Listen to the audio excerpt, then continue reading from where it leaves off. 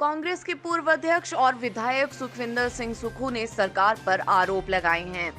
सुक्खू का कहना है कि 1.5 माह बीत जाने के बाद भी डॉक्टर व पुलिस के जवानों को सरकार N95 मास्क मुहैया नहीं करवा पा रही है, जबकि सबसे ज्यादा कोरोना संक्रमण का खतरा इन लोगों को ही है। डॉक्टर जहां अस्पतालों में दिन रात सेवाएं दे रहे हैं, वहीं पुलिस जवान भी सड़कों पर बाहर से आने वाले लोगों पर नजर रख रहे हैं।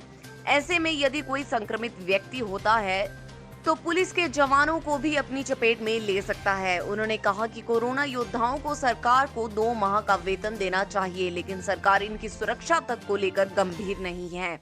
सुक्खू ने कहा कि बाहर से आ रहे लोग कोरोना संक्रमित पाए जा रहे हैं। सरकार बाहर से लोगों को हिमाचल ला रही है, लेकिन इन लोगों की पूरी जांच होनी चाहिए, उसके बाद ही प्रदेश कोरोना से बचा रह सकता है।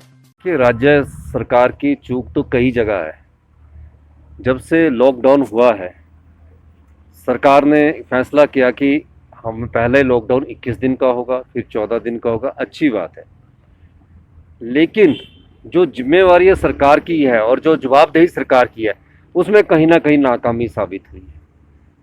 कोरोना के समय 4 वर्ग जो इसको युद्ध स्तर पर लड़ रहे थे, चाहे वो डॉक्टर है, चाहे पैरामेडिकल स्टाफ है, चाहे नर्सिस है, चाहे सफाई करने वाले कर्मचारी है, चाहे पुलिस के कर्मचारी हैं, उनको अभी तक ना तो N95 मास्क पहुंचे हैं और ना ही PPE किटें पहुंची है।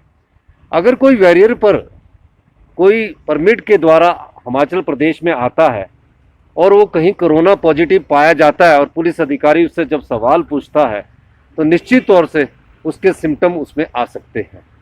मेरा ये मानना है कि सरकार नाकाम हुई है और निश्चित तौर पर हम ये कह सकते हैं कि सरकार आज हमें ये बताए कि किस प्रकार से जो नेशनल डिजास्टर मैनेजमेंट का फंड आया है वो कहाँ कहाँ खर्च किया गया है, कहाँ कहाँ लोगों के लिए, जो गरीब लोग थे उनके लिए लंगर लगाए गए हैं, कहाँ कहाँ जिलाधीश महोदय जो पूरे प्रदेश में हैं उनको कितना कितना पैसा दिया गया है। मेरा ये मानना है कि डिजास्टर मैनेजमेंट में तकरीबन 300 करोड़ के करीब पैसा आया और सरकार ने खर्चा करने में कहीं ना कहीं कंजूसी की है। जानकारी मिली है जो सड़क पर पुलिस कर्मचारी जो इस व्यवस्था को बनाए हुए हैं, उनके पास जो एक फेस मास्क होना चाहिए वो प्रॉपर नहीं है। और कई जगह IGMC है, टांडा है, नाहन का मेडिकल कॉलेज है, चंबा का मेडिकल कॉलेज है, मंडी का मेडिकल कॉलेज है, वहाँ पैरामेडिकल का स्टाफ है, सफाई कर्मचारी है, डॉक्टर है, स्टाफ नर्सिस है, उनके पास भी फेस मास्क प्रॉपर नहीं है। हमने फैसला किया है कि हम अपनी निधि से कल IGMC में और जो DDU हमारा दीनदयाल उपाध्याय जो हमारा कोविड-19 का एक डेडिकेटेड हॉस्पिटल बनाया है, उसमें कल कम से कम 100 मास्क मेडिकल कॉलेज टांडा को N95 और DDU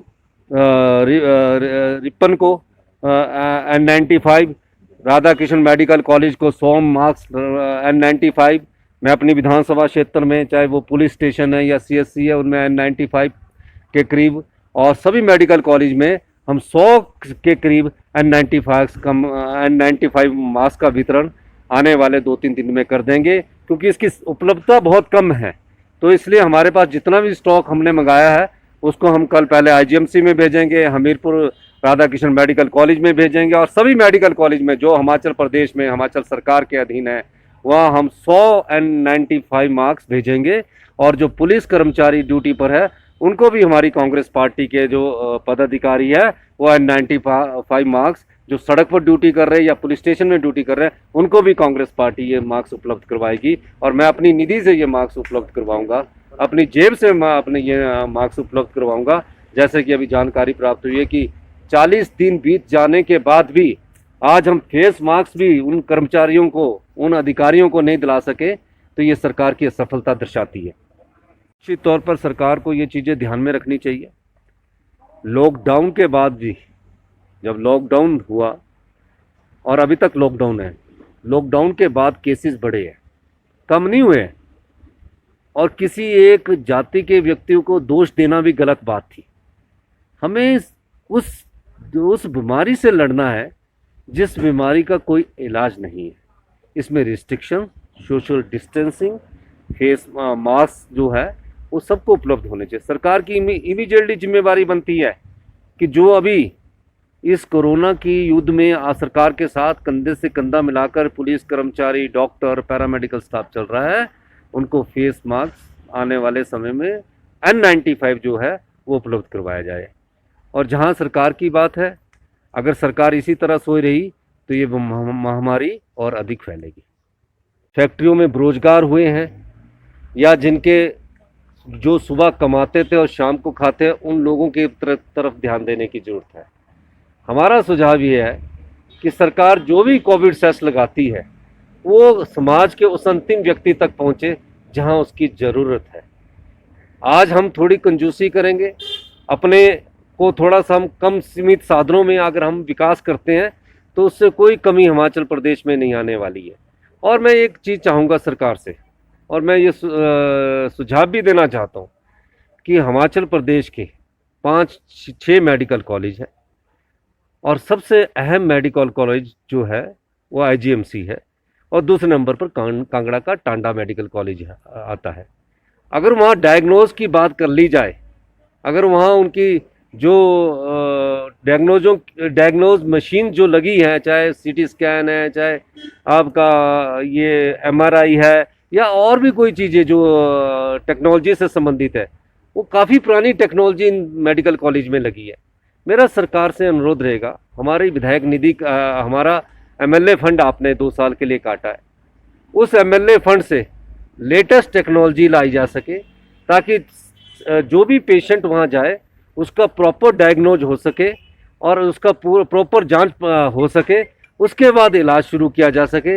ये 2 मेडिकल कॉलेज में लेटेस्ट टेक्नोलॉजी लाने की ज़रूरत है और इसके साथ ही जब जहाँ टेक्नोलॉजी लाएंगे तो उन डॉक्टरों को भी ट्रेन करने की ज़रूरत है जो इस टेक्नोलॉजी का इस्तेमाल सही तरीके से करें। मेरा सरकार से अनुरोध है, जो विधायक निधि हमारी MLA फंड काटा गया है उस तो हमें 1,75,00,000 के करीब MLA फंड मिलता है और तकरीबन सरकार के पास 300 करोड़ रुपया के करीब आया होगा। उसमें वो स्वस्थ हिमाचल के रूप में जो इंदिरा गांधी हॉस्पिटल IGMC है और टांडा मेडिकल कॉलेज है, वहाँ लेटेस्ट टेक्नोलॉजी की मशीनें लाए ताकि जो पेशेंट वहाँ आए, गरीब से गरीब पेशेंट जो है उसका इलाज आराम से हो सके। अधिकारी सक्षम होते हैं और जब आपने एक फैसला किया कि हम विधायकों की 50% या 30% जो वेतन है उसमें कटौती करेंगे, बहुत अच्छी बात है। वो 30 की जगह 50% करते हैं, उसमें भी विधायकों को कोई ऑब्जेक्शन नहीं होता। लेकिन क्या इतने अधिकारी सक्षम नहीं है कि वो अपनी जेब से एक मोबाइल फ़ोन खरीद सके? ये ज़रूरी नहीं है कि कोविड के तहत ही मोबाइल फ़ोन लेने हैं। और मैं ये भी कह सकता हूँ, आज समाज को देने का समय है, हमें समाज को देना चाहिए जिस समाज ने हमें सब कुछ दिया है। निश्चित तौर पर मैं ये कहना चाहता हूँ कि प्रदेश सरकार कोविड जो 19 है इसमें निरंतर असफल हो रही है और हमारा ये मानना है पुलिस कर्मचारी बेचारे 24 घंटे सड़क पर खड़े हैं, उनका एक दिन का वेतन काट दिया जाता है। पुलिस कर्मचारियों को जहां बोनस के रूप में 2 महीने का वेतन मिलना चाहिए, डॉक्टर्स को 2 महीने का वेतन मिलना चाहिए, स्टाफ नर्सिस को 2 महीने का वेतन मिलना चाहिए, पैरामेडिकल स्टाफ को 2 महीने का वेतन बोनस के रूप में मिलना चाहिए, सफाई कर्मचारियों को 2 महीने का वेतन बोनस के रूप में मिलना चाहिए। उसमें कहीं ना कहीं जिन कर्मचारियों ने इस प्रदेश को कोरोना से बचाया है उनको किसी प्रकार का उत्साह और किसी प्रकार की प्रेरणा इस सरकार से नहीं मिली है। और एक बात मैं कहना चाहता हूँ, आज पुलिस कर्मचारियों ने बहुत जिम्मेवारी का निर्वाह किया है। जो बेचारे नए रंगरूट भर्ती होते हैं और जगह 3 साल में रेगुलर कर दिए जाते हैं, ये लोग जो पुलिस कर्मचारी जो टेस्ट के माध्यम से पास होते हैं हर प्रकार का, चाहे वो शारीरिक टेस्ट हो, चाहे वो रिटर्न में एग्जामिनेशंस हो, उन सबको पास करने के बाद जब वो कांस्टेबल भर्ती होता है उसको रेगुलर होने के लिए 8 साल लगे जाते हैं। आज समय है कि इनकी सेवाओं को देखते हुए उन्हें 3 साल के भीतर ही रेगुलर कर देना चाहिए। अपने फंड से, अपने जेब से भी हम सहयोग करें, लेकिन जो सुविधाएं आज इन लोगों को मिलनी चाहिए वो सुविधाएं लोगों को सरकार देने में नाकाम रही है, जिसका नुकसान हमारे समाज के अंतिम व्यक्ति को हो रहा है, हर व्यक्ति को हो रहा है। इस तरफ हम सरकार को सजग करना चाहते हैं। सरकार, हिमाचल प्रदेश से बाहर कितने युवा साथी हमारे फंसे हैं, उनको कैसे लाना है, उनको ला के कहाँ रखना है, किस प्रकार की सुविधा उनको देनी है, वो आना चाहते हैं।